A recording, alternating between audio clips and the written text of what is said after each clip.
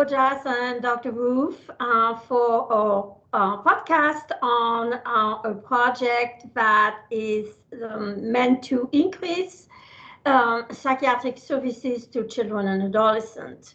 So we are very pleased today to have Dr. Leigh Ruth, who is an assistant professor and associate program director at the Morsani College of Medicine at University of South Florida, and Dr. Justyna Wojas, who is associate professor at the College of Medicine, St. Pete College, campus rather, at the University of South Florida as well. So here we are. Briefly speaking, today we want to talk about the Telepsychiatry project. Started about 2 years ago now, a little bit over 2 years ago. It's a program funded by the Florida Department of Health, Children Medical Services.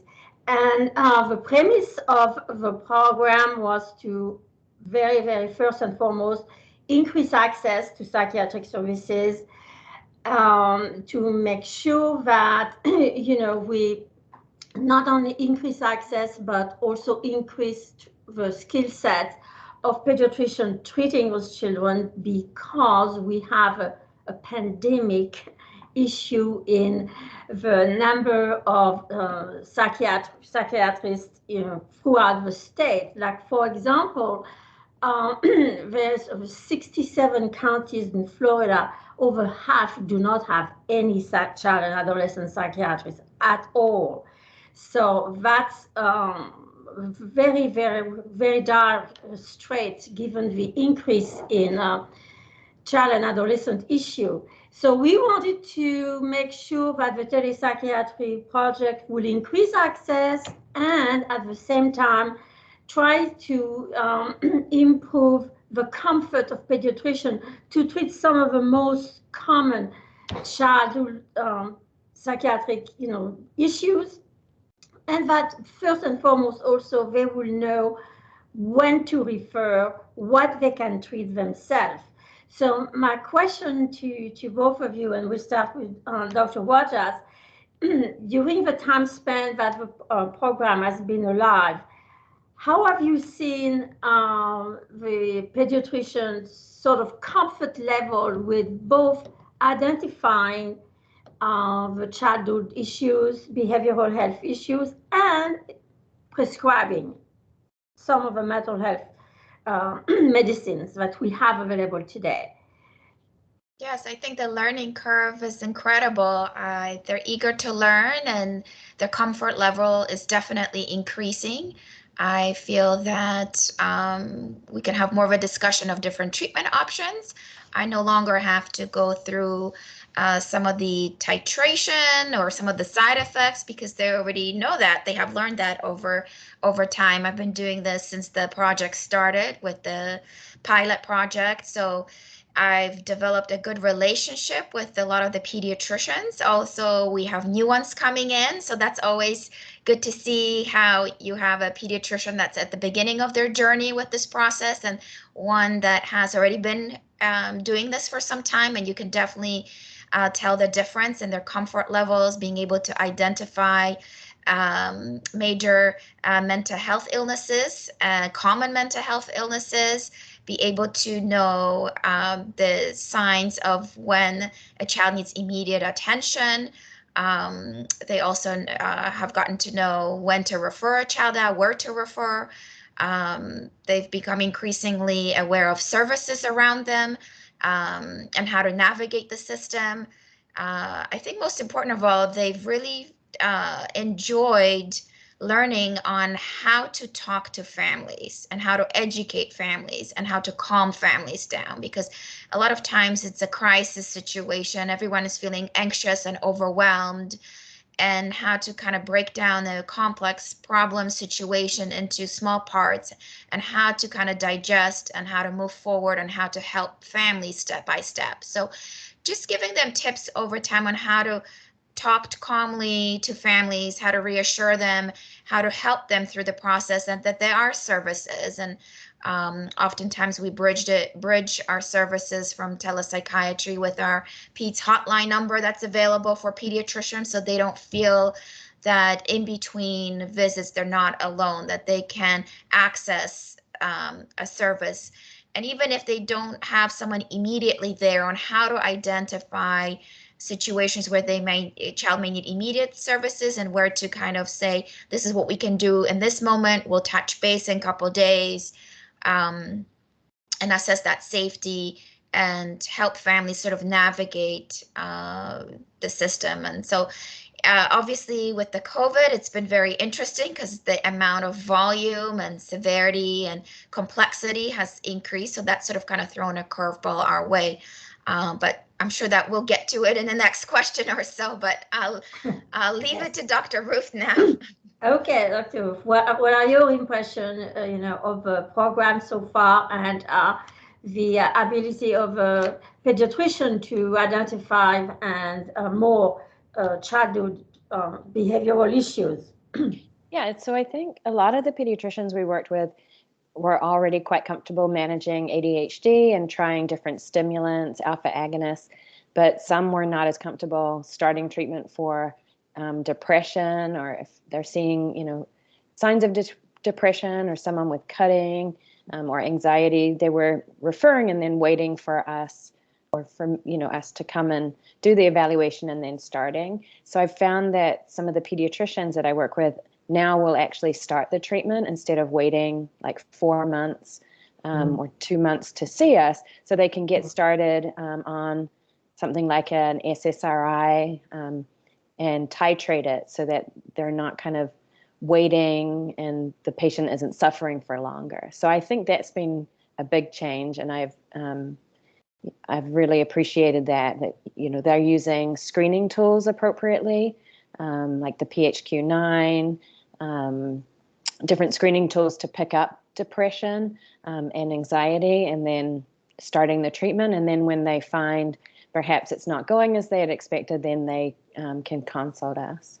So there's definitely been a big learning curve. I agree that some of the newer pediatricians, their learning curve has been much steeper as they begin practice, but they're also very quick to take on what we're telling them and be able to titrate and get things started, and sometimes just reaching out between appointments to say, hey, what do you think about this? I think has been really helpful. So we've heard a lot from pediatricians that right now the average waiting time for a psychiatric appointment has been like 7.5 weeks or more in some instances. So the fact that now that telepsychiatry is certainly not instantaneous, right now, but it's within less than a week in most instances. So I would think that's been a great comfort to those pediatricians to be able to have this increased access to the program. So I think we certainly consider that a small success in itself, to have this increased access. But beyond that, I think it's just not a one-time appointment or one-time visit. Oftentimes, those children require a longer-term care. So one of the issues that we found, that we've heard, as a feedback was, okay, they've gotten a visit and they've and you have provided treatment options, but a lot of time they have a very hard time to get the families to follow through to the appointment. So the cancellation of appointment or the lack of follow is definitely a barrier, and we've tried many different ways to reach out, because we can reach out and confirm an appointment, like 2 hours before the appointment, and it's a no-show. So have you also found that to be the referral process an issue, and to be able to, for the families to keep up with the appointments? And so among the various things that we've tried, so increase, like transportation is an issue, and that's understandable. But even providing, transportation does not guarantee that they will show up. So do you have any good suggestion on how to increase, that families and patients will continue to show up for their appointments? Or have you experience with different type of scenarios to increase continuity of care? So I haven't found to have many cancellations or no-shows on the day of services. I think the model that's worked really well is when the pediatrician's office calls the day before and verbally confirms, not just leaves a message, but actually talks to somebody and says, you'll be coming in for this appointment, right? And then they confirm. Then if they haven't showed up the next morning, it's usually something has happened, like a car trouble, or something that they just couldn't foresee. But I think that's been a really nice way to make sure they know that the appointment's coming and that they know what the appointment's for. So it's not just the pediatrician saying, come in and do this. They don't know what it is. They know it's a very special appointment that's hard to get, and that they should turn up and make the appointment. Sometimes what's harder is running late. That can be a little bit difficult. And I think, that just comes with having young kids and transportation issues. And so that can sometimes make it a little bit difficult starting late, because we really need every single minute that we have with the patient. Yeah.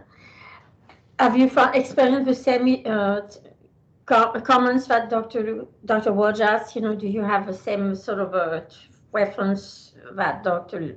Ruth has? So I think you can sometimes tell the difference between some sites, sites that have been doing it for a long time, that you can tell that they have the same coordinator. That helps because that coordinator is heavily invested in making sure that the families know how important these appointments are, and if that's their opportunity to get services that otherwise they would not be able to. So yes, making those phone calls, reaching out, reiterating how important it is, to make sure that they keep that, having that special relationship, that we're invested in it, so we want you to be invested in it.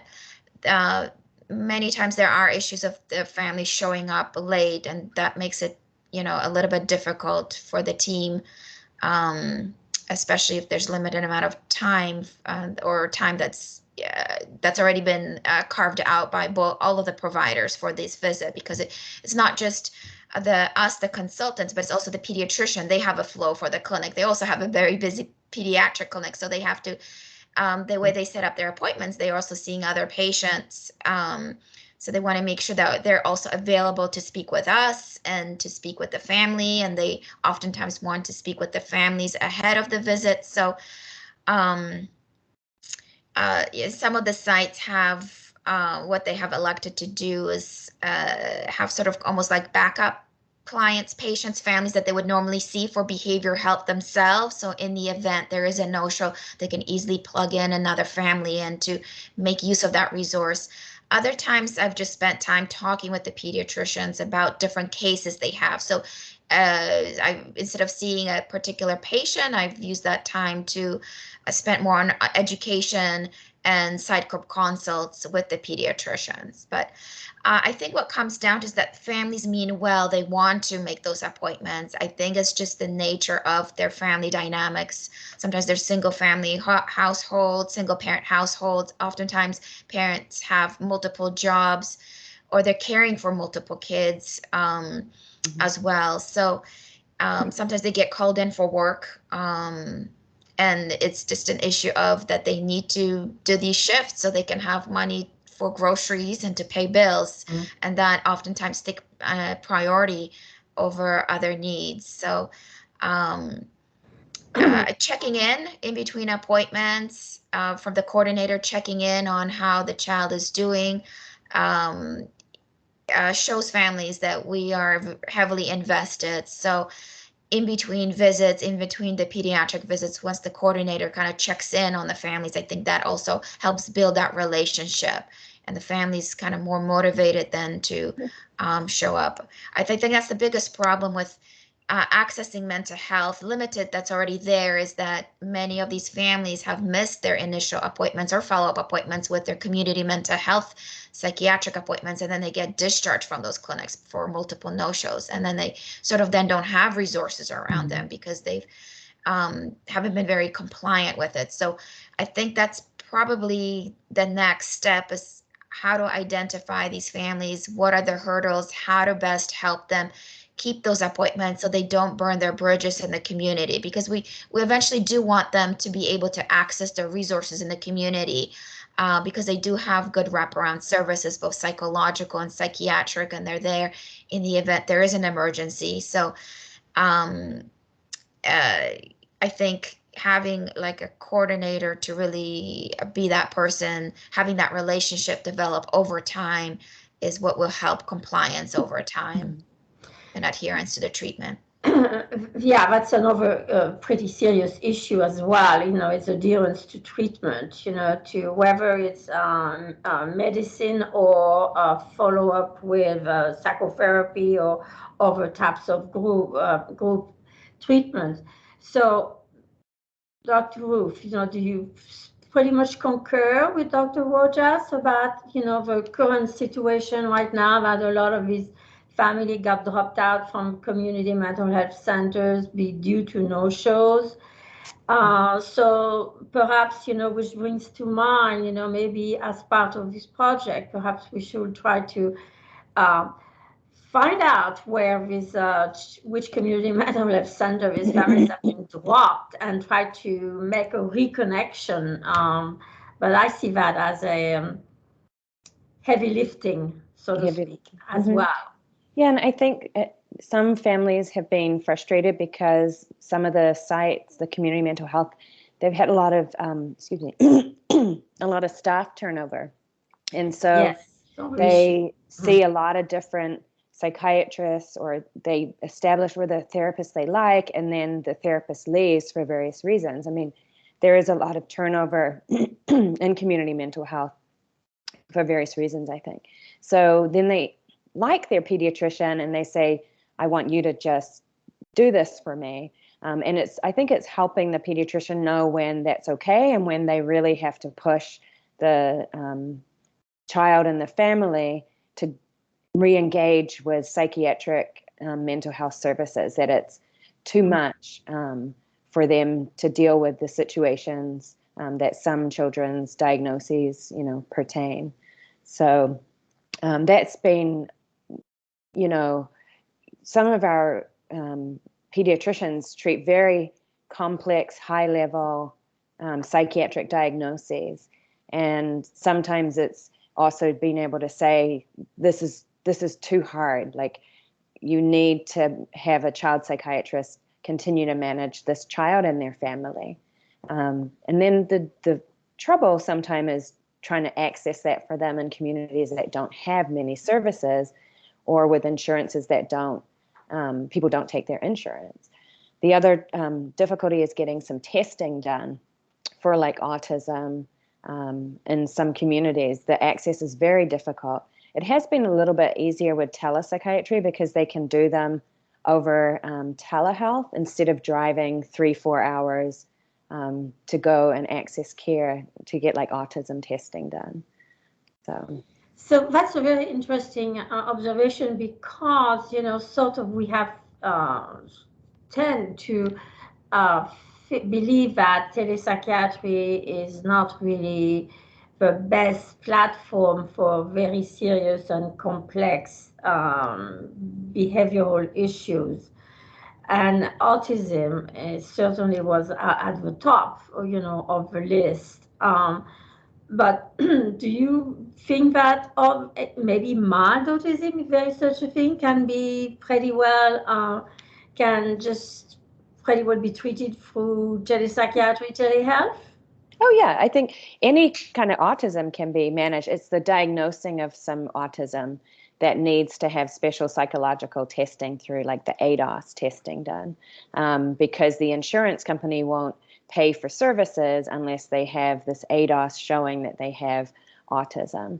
So that's where it gets difficult. But pediatricians manage autism all the time. And it's usually something, not autism itself, but coexisting mental health problems, ADHD, anxiety. They run really highly comorbid with autism. So that's usually what the pediatricians are managing or what we're helping with. And then also if there's aggression or, just pointing them in the right direction for feeding clinics, if the the children are not eating what they should be or, being too rigid. So I think that's where we can be helpful, but pediatricians are definitely managing autism. Well, that's good news. Yeah. That's good news, that's for sure. Yeah. But do you think, like Dr. Washington, both of your practices or your experience with telepsychiatry, have you found that, the children have pretty much adapt to the technology? There are not too many issues with perhaps the issues are more on the parent side than with the children's side. Parents are adapting pretty well as well. The issues that I'm finding with telepsychiatry, sometimes engaging a child longer than I normally would in person. If I have a child with a lot of anxiety, selective mutism, or defiant behaviors, it's much easier when they're in the office. They're kind of in the office. You have them there. You have their attention. Whereas telehealth, they can kind of run away, turn off the screen, disengage.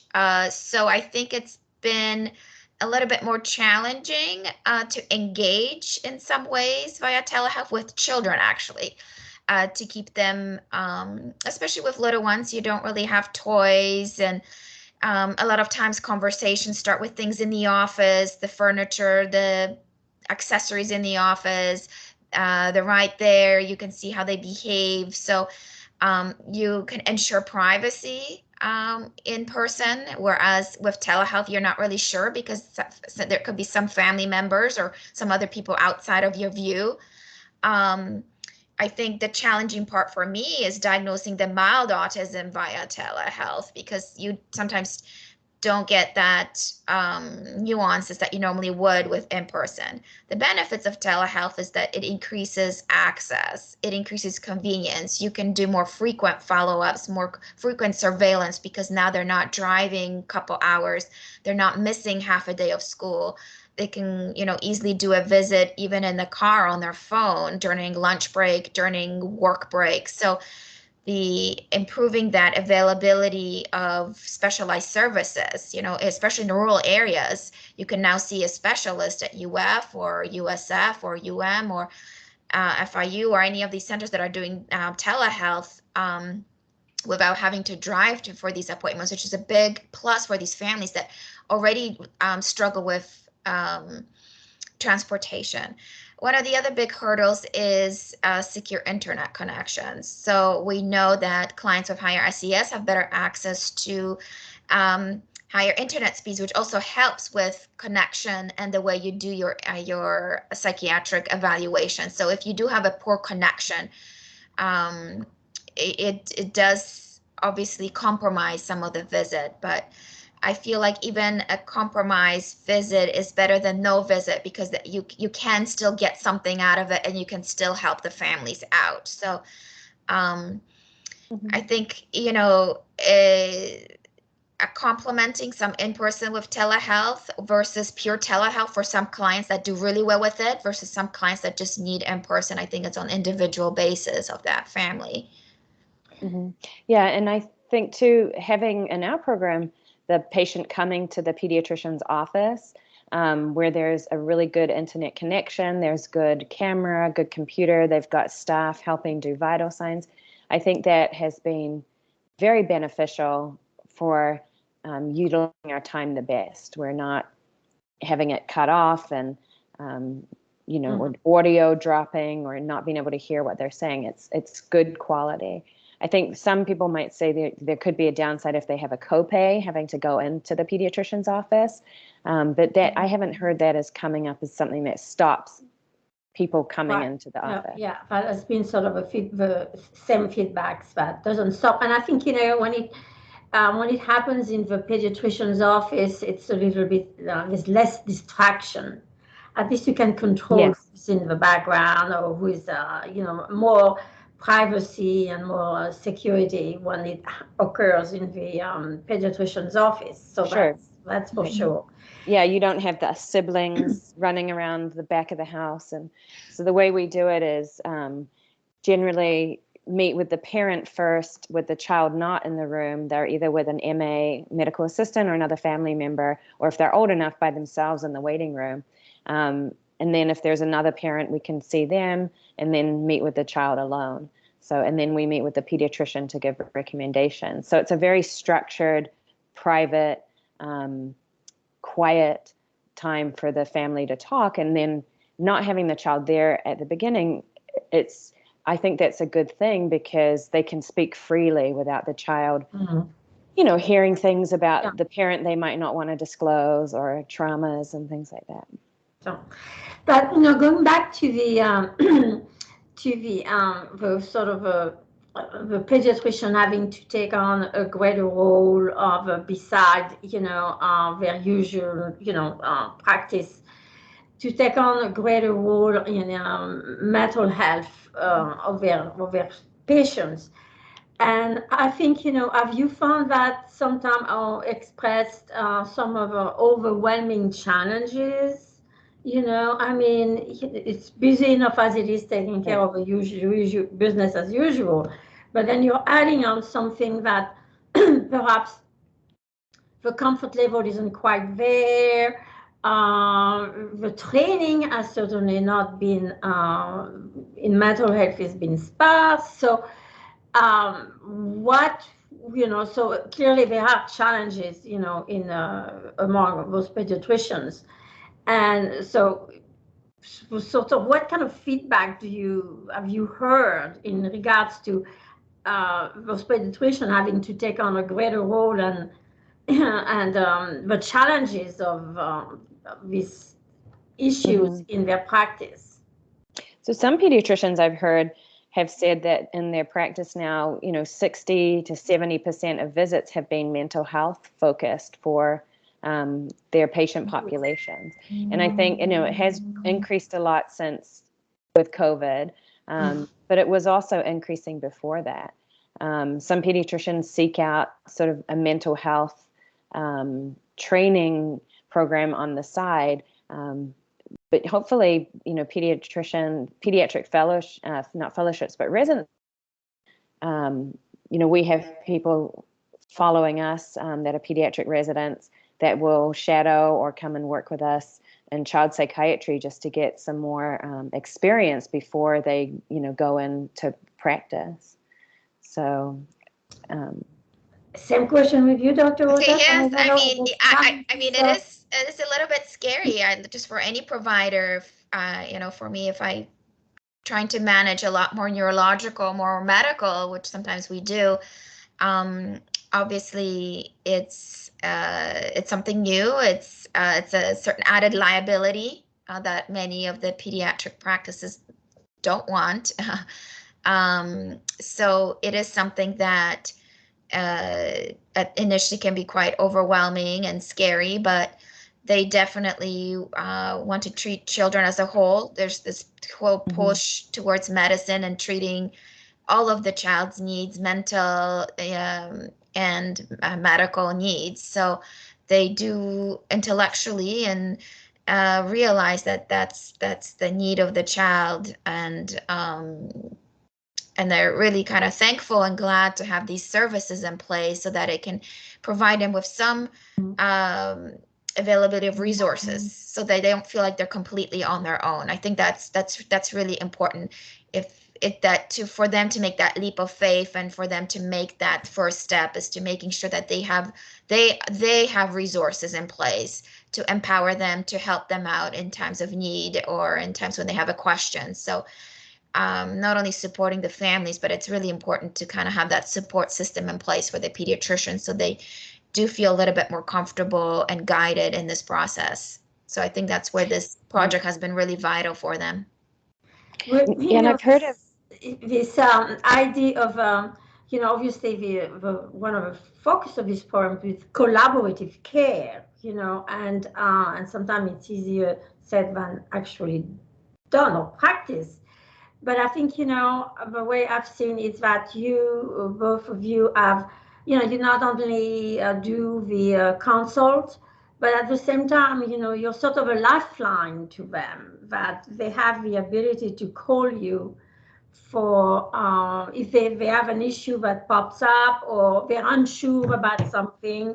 So I think, that has been greatly appreciated. We've heard that as a feedback, but it's just not the consult. It's the sort of the after consult that comes in when they can give you a call and discuss issues, especially prescribing, titrating down or not. So that's been a great contribution of this program, which is, brings me to the power of relationship between you and the pediatricians. And we hear that a lot in their feedback, that, your availability is probably the greatest comfort and the reason why they continue with this program. So certainly we are very grateful to you for doing this. Now, how would you say, what sort of improvement could this program do, or going into like, telepsychiatry 3.0, for example, within the next year? And one of the goals has sort of been to do we ensure sustainability? Let's say, eventually this program at some point will go away. How do we ensure that pediatricians will continue, that they have the confidence to continue, and still, providing at, sort of a lifeline and the comfort that they need to continue? So do you have any suggestion for us? Dr. Wu? So I guess it would be opening the program up to further pediatricians. I don't think you can just keep gathering more and more that you add, because the referral, would be bottlenecked. But maybe ones that have used it for a while and are more comfortable dealing with things, then pass on to another pediatric group that could utilize services. And I think it's been really useful when one of the pediatricians has gotten their colleagues to use it as well, or they train other people within their practices. If they have multiple locations, they could become a person that those pediatricians ask that head pediatrician, what do I do in this situation? Because they already have a lot of information. They already have learned a lot of training. They can always go back to our evaluations and look at sort of the assessment, the plan of what we did for various different things. And that could get increased scope for so then it's sort of like now it's a train the trainer, so to speak, that the pediatricians that you have sort of trained and helped along the way now will be in a position to tell the colleague, this, you can do this, we started from scratch, you also can do it. So I think that's a great, that's a great model that pediatricians who have used the program can be sort of confident that in promoting it to of their colleagues, so to speak. Do you feel the same way, Dr. Wojas? Yes, I think it's important that you have this, usually a pediatrician that takes the lead, and then sort of after they've become comfortable, invite their colleagues to sort of participate and make use of the services as well. So I think we won't know until the sites sort of try to do it on their own. So once, and sometimes that comes with, we have literature about cognitive behavior therapy that some skills drop off and you need a booster. Let's say if you've done therapy, you might need a booster once a month. So we won't know until we kind of try this experiment in a way to see when do skills and comfort levels start dropping off? When do they need like a booster? Because really the focus has been not only just to see the patients, but really to really train these pediatricians. So after they've been doing this project for some time, is there a time where they may not schedule patients? They kind of try to do it on their own. And then when they start feeling like their comfort levels are dropping, or if they feel like they're now going back and they're not being engaging in providing these services, might be a time that they might need a booster then. So I think I probably would agree with Dr. Ruth that maybe engaging more sites, different sites, so that way you instead of having like select 5 to 10 sites, you might increase to more, so that once they become a little bit comfortable, then you sort of let them manage on their own and see how they do for some time, with possibility of some, what we call some booster once in a while, availabilities to these psychiatrists or the consult service, so that we can reinforce the skills they already have, or but we won't know how long lasting and if there's a need for a booster until we kind of try it. Well, that certainly is one of the challenges. So just briefly, just you don't want to use too much of your time. We'll have that you do telepsych. But what would you say, from, and we touched on it, one of the, the biggest challenge that for this type of project, and we've heard that, reimbursement is clearly an issue. Although, the managed care company have stepped up a little bit, in terms of reimbursement, but it's still cited as one of the main reasons why they don't want to, both pediatricians or psychiatrists do not want to venture too much in taking, additional patients, especially when you're talking about, sort of Medicaid patients, and it's a problem, do you still view reimbursement as an issue at the moment? Well, I think in Florida, for sure, reimbursement, where I trained in Maryland, reimbursement was a lot better for Medicaid services.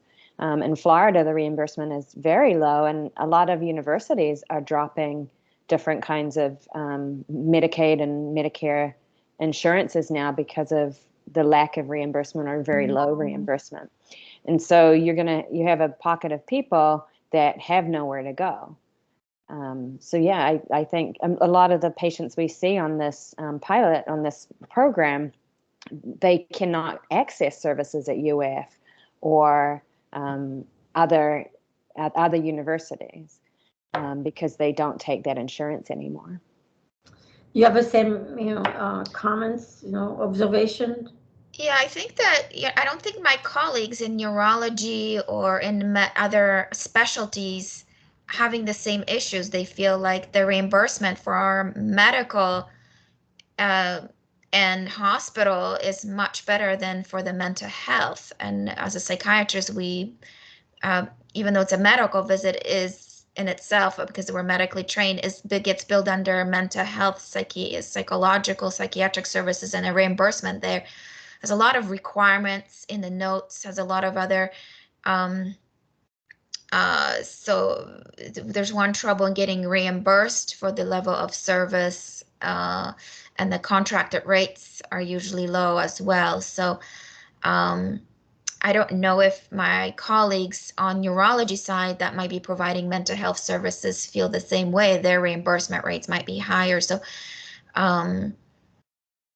so that's kind of a tricky, where you have development of pediatricians and neurologists maybe providing the same service, but their reimbursement might be different. I could be wrong. I'm obviously not a billing specialist, but I think a lot of the psychiatrists are having trouble with their reimbursement on their part. So, and all the requirements that come with it to get reimbursement, there's a lot of red tape. their feedback is. I mean, obviously I don't do that kind of billing, so I can't personally speak, but. Well, and I think too, the time involved for pediatricians to deal with mental health problems, like we have an hour that we spend with a consultation. There's not many pediatricians that could dedicate 1 hour and actually get reimbursed for the full hour that they took up, seeing a patient and really addressing all the needs. So I think it also comes down to the time. A 15-minute pediatrician visit is not going to be enough time to really tackle a new diagnosis of depression or trying to, figure out what's going on with somebody. Well, and next to finally, I was, how do how does the COVID that sort of played the role? It's been argued that it's been a very disruptive, it has a very disruptive role. But has it manifested for you, in your visits or in your profession overall? Do you have any sort of observation that you can share with us as it's always been an issue, or a difficulty, to start with, to deal with mental health patient at all level. But when you've added, such a disruptive force as COVID, it just as it created some kind of the way you've changed, you had to change your practice. So there's been a huge increase in demand for services. I think a lot more anxiety in kids. The suicide rate has increased, more depression, more isolation, loneliness. Kids that are socially anxious kind of loved it. They got to be at home and not around people. But then when it came time that they have to reintegrate, their anxiety has gone sky high. So I think we're going to see more of an increase as schools are starting to go back. But some kids have not done well educationally. They didn't do well with e-learning. They're repeating years or doing a lot more summer school this semester to try to catch up with work that they lost. Some are getting promoted that don't have the skills from the grade level that they're at, so they're going to struggle next year. Kids that had services in person like ABA or different things, they no longer got any of those services, or it was very limited by tele. So it's really impacted a lot of kids negatively. The flip side, we have been able to offer telepsychiatry in a lot more places and see a lot more people than we ever could have with just doing in-person visits. I have people all over the state now that I see through USF. But yeah, I think it's really been hard on children and adolescents. I think, and I certainly believe that it's going to continue for the foreseeable future. Do you feel the same way, Dr. Wojas? Yes, I think I've seen a lot more anxiety, a lot more depression. I feel like it's really has affected the teenagers the most, which was to my surprise, because I thought they loved technology and e-learning, but also parents. I mean, it's just been a lot of parents feel defeated. They feel it's really strained the family relationship because now they're taking on roles as a teacher or a therapist in some ways. And it's just been, and they're also, struggling financially or job-wise. They had to adapt. So it's been a huge strain on the family unit as a whole. And I agree, the services, usually children would receive their occupational therapy, physical therapy, speech therapies, tutoring, all that has been compromised. The e-learning has been difficult for many children because it's difficult to engage. When it first started out, they didn't even know how to navigate the system. Neither did the teachers, because it sort of happened overnight and everybody had to kind of figure it out on what resources to access. So sometimes half the time is spent figuring out what assignments they need to do, what website they need to do it on. So it hasn't been a smooth process. I think over time, as the teachers and students get more comfortable with e-learning, perhaps would be a smoother process, easier to access, less complicated. Secure internet connection has been a huge problem for underserved areas, underserved communities. Having access to certain technologies, private space, we're having all these kids and families crammed into one space, all trying to get work done. And if you have a kid with ADHD that already gets easily distracted, you're just having multiple family members, phone calls, parents trying to do work as well remotely from home, and it makes it very difficult.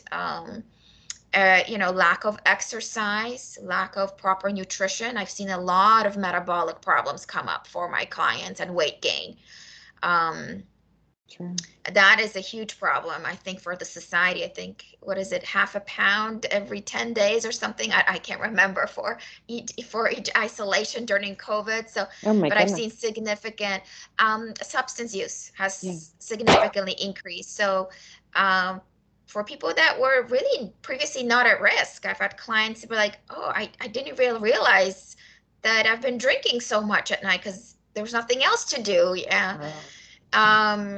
That they didn't even realize that they were consuming way too much alcohol or other substances that normally they would not.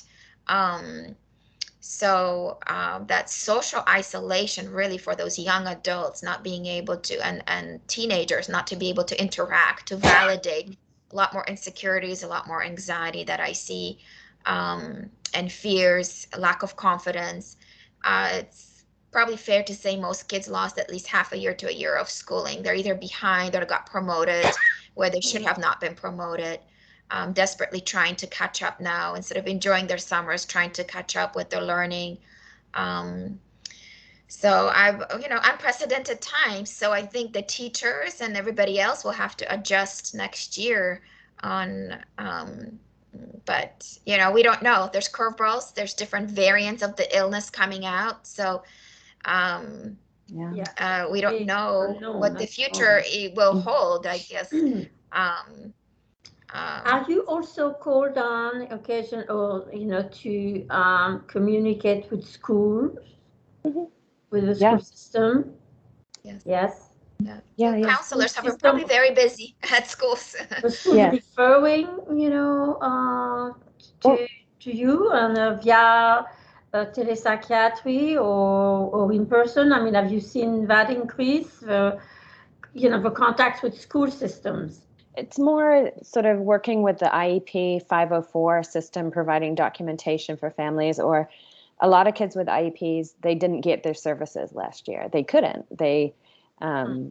So it's trying to figure out what to do for next year to help them, not lose more time in school. So that's mostly where I've been dealing with schools, or trying to see if they can meet with the school counselor. Often schools share a counselor between multiple schools, so that can be difficult. But that brings up the other issue of getting therapy for kids is very, very difficult through insurance. So, medication management is only one part of treating a child, and you really do need therapy services. So accessing that has been incredibly difficult. And even kids that had services lost services and had regression or worsening of anxiety and things. I think the cost-effective model would probably be to have more counselors or available for schools and at schools, because they really help bridge that communication between teachers and parents and really help guide teachers. A teacher can have 30 to 40 students, and half of them could have a 504 plan. At some point, a teacher might not be able to figure out who gets what, because I feel like we are pushing the envelope educationally wise that might not be developmentally appropriate for some of the kids. And then there's the issue of the IEP. So I think having that counselor not only to kind of touch base with the child to make sure that they're doing what they're supposed to be doing, that there's continued communication between teacher and the parent, that kind of managing expectations, everybody owning up to their responsibilities, making sure that the child has the resources that they need, bridging the gap. So I think, you know, some of the things to think about for the future is having counselors either on site or telehealth, even being available for schools within the public school system. And that could be a cost-effective model. And these counselors could then know their resources in their community, so they can guide families to then refer for certain services that they're not able to manage. So I think that would be an incredible resource for the school system, I think, not only to manage behavior problems, but parent satisfaction, improving learning. I think that's something that's heavily underutilized in our school systems. Well, it's not the lack of challenges, is there? You know, the challenges are there and plenty. And finally, and this question will be more for you, Dr. Wojas, we have had a child pediatric hotline for some time now, and it's still greatly underutilized. And we promote it as much as we can. It's kind of very frustrating to see the low intake of a pediatric hotline. Well, so in your experience, doctor, because you're the one who answers the hotline, so what do most of the questions coming through the hotlines are for locating resources or looking for, again, like a psychiatric for children, therapy services, the question, what sort of questions do you get from those few who access our pediatric hotline? So it depends. I mean, it's a mixture of everything of, do I need to Baker Act this child now? How worried should I be? What services are around me? To what can I do in the meantime while they're waiting on these services? So the providers that do call, they find it really helpful. At least they say that it's really helpful. I think the issue is that they are also very busy. Their practices are very busy. They're seeing patients back to back. So they mostly try to manage on their own unless they really get kind of stuck.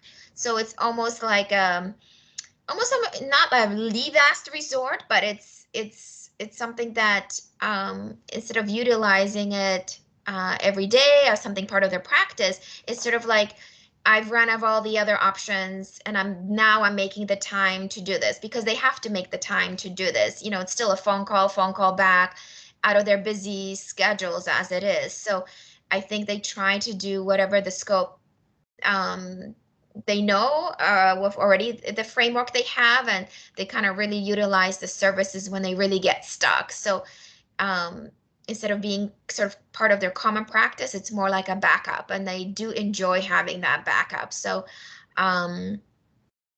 yeah, I think that we're not the only site. I think Mass General, when they did that, they struggle with the same thing. And I think it's just that providers are just stretched in so many different directions. They have a busy clinic, and then they have the callbacks to call their patients back, and then they have to do these extensive documentations as well, billing, meetings for their own practices, and then they're also living through COVID and childcare issues themselves and other challenges. So, that's just another thing on their list to do then at the end of the day. So you're going to get these phone calls only when they're really, really stuck.